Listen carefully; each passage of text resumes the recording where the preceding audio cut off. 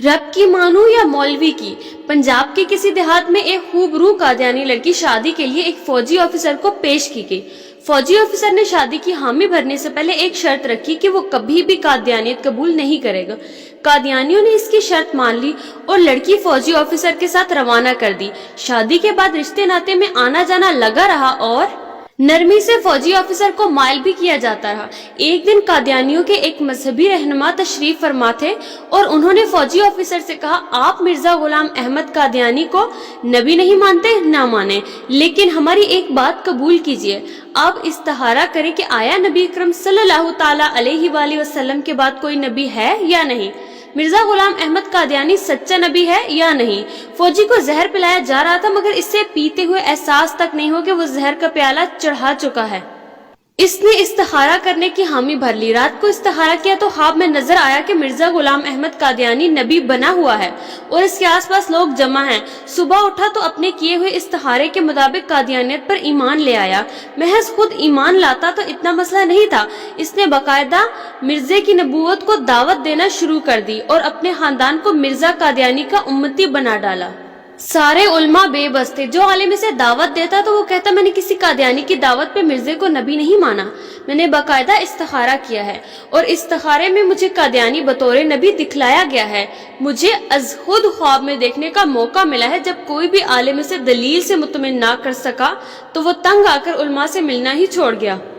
बिलाखर चनाब नगर के जलसे में मौलाना यूसुफ लुधियानवी शहीद तशरीफ लाए।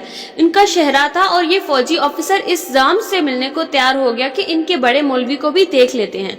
मौलाना से जब फौजी ऑफिसर ने अपना कजिया बयान किया कि वो किसी की दावत या किसी लालच में कादियानी नहीं हुआ, बल्कि वो खुद देखी हुई दलील से मुतासिर होकर कादियानी हुआ है। इस्तिखारा अल्लाह से मशवरा है, मैंने रब के साथ मशवरा किया जिसका हुक्म इस्लाम में है, तो अल्लाह ने मुझे मिर्जा कादियानी को नबी दिखला दिया। अब मैं अल्लाह की मानूं या मौलवियों की? जो अल्लाह ने मुझे अज खुद ख्वाब में दिखलाया वो छोड़कर मौलवियों की कैसे मान लूं? लुधियानवी शहीद ने इसका हाथ थामा। मौलाना गोया हुए और कहा, जब तुम नबी अकरम सल्लल्लाहु ताला अलैहि वसल्लम की जात में शक से गुजरे तो मुसलमान ही नहीं रहे। अगर तुम्हें यकीन कामिल होता कि नबी करीम सल्लल्लाहु ताला अलैहि वसल्लम की जात ही आखिरी नबी हैं और कोई नबी आ ही नहीं सकता, तो इस्तिखारे के लिए हरगिज तैयार ना होते।